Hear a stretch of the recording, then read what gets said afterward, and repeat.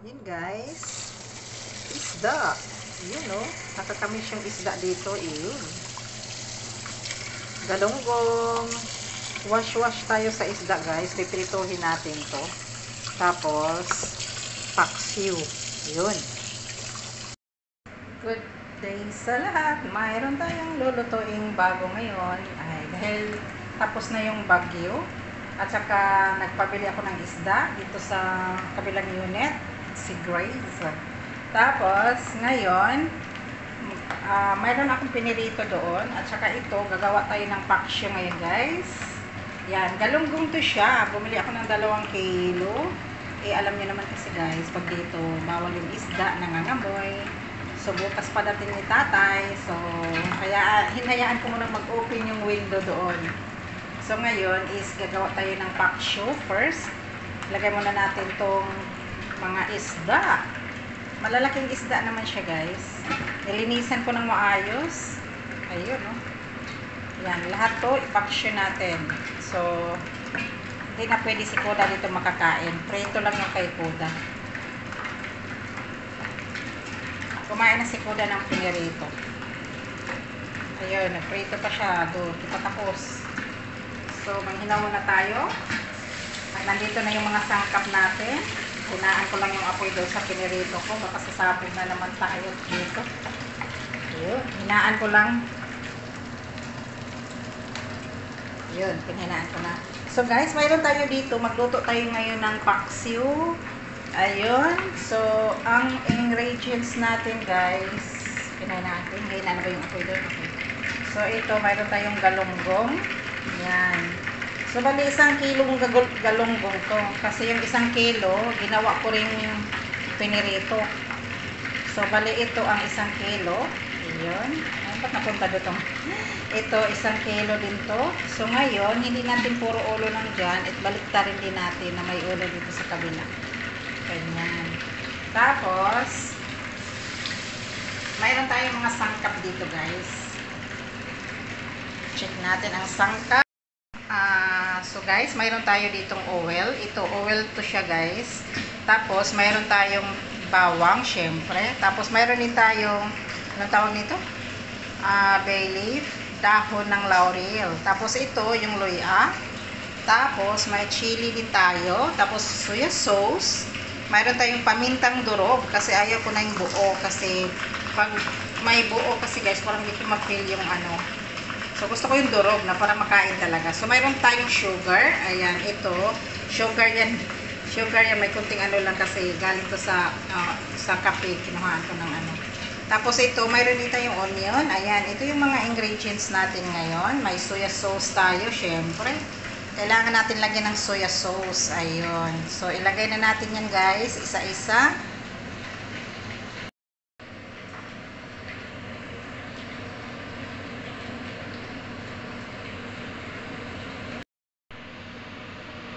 May vinegar pala, dagdag ko ng vinegar. Pag walang vinegar, walang paksyo. Kasi yung nagdala ng paksyo is yung vinegar.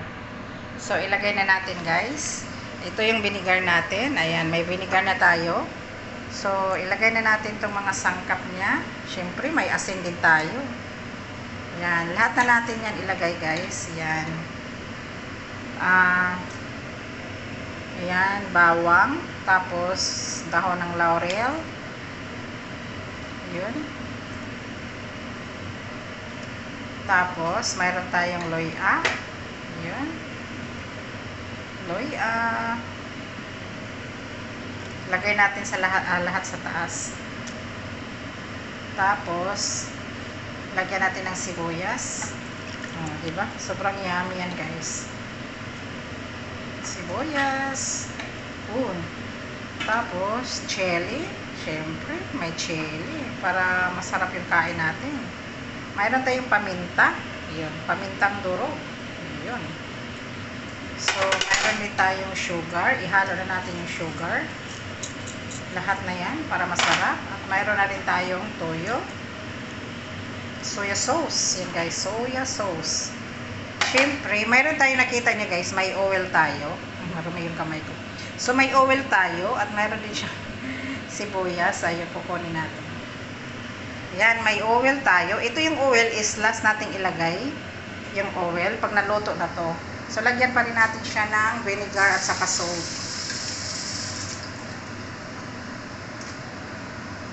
Yan, yung vinegar natin. Syempre, hindi mawala ang paksiw pag walang vinegar, guys. Ala, yan ang isipin nyo. Kaya nga tinawag na paksiw. Ayan, damihan ng vinegar. Tapos, asin. Hindi mawala ang asin. Damihan ng asin para hindi masira agad. Oh, asin. Mayroon tayong asin. Oh. Ay! Ang dami. Ay, ko na sobrang dami din. Okay na yun. Oh, yun. So, yun. Lagyan natin ng kunting water. Sana yung water natin. Ito. Kunti lang na water. Ilagay ko. Yun. Ayun.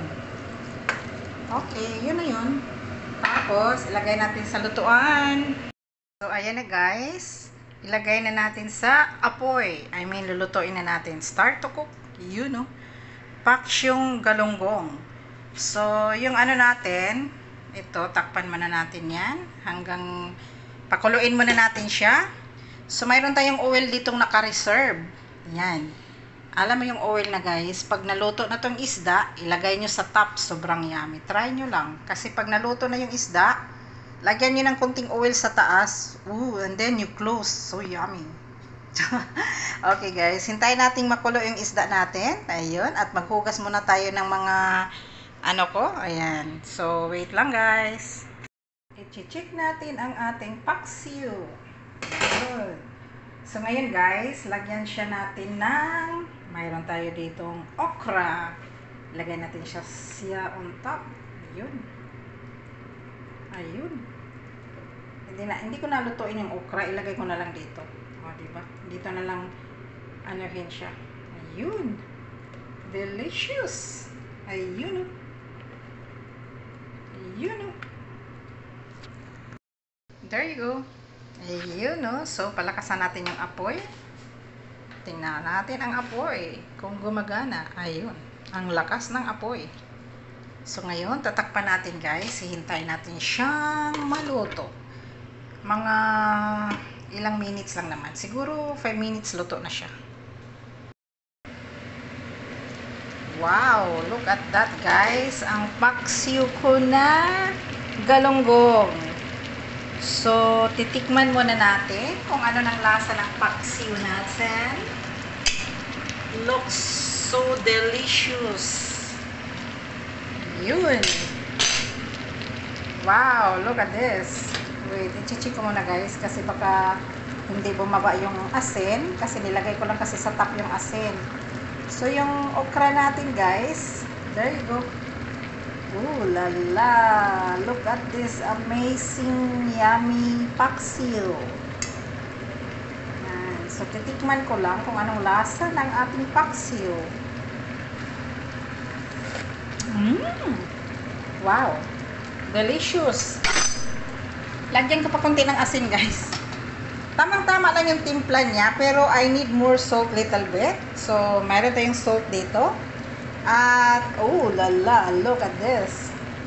Okay, okay. Para hindi siya masira agad guys. Medyo, hindi naman maalat. Yung kunting more salt. Yan. Tapos, ang gagawin natin ngayon guys, takpan ulit. Tapos, ilagay natin yung oil at i-close na natin. So, wait lang. Close ulit. There you go.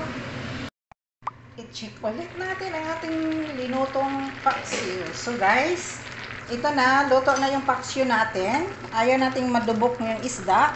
Yung tama-tama lang. Ayan, luto na yung isda. So, pwede na natin tanggalin. Ayan. So, i-check ko lang yung ilalim niya. Baka sa sobrang lakas ng apoy, masusunog naman yung ilalim. So, I have to check them.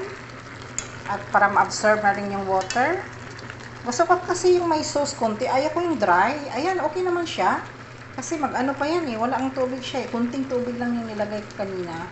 So, hihintayin natin siyang, ayun, pwede na yan. So, luto na yung paksiw natin guys. At ilagay ko na yung oil natin. Ayan, nakita niyo yung oil. Ito yung pinakamasarap na ilagay sa top. There you go. Hey! Oil on the go!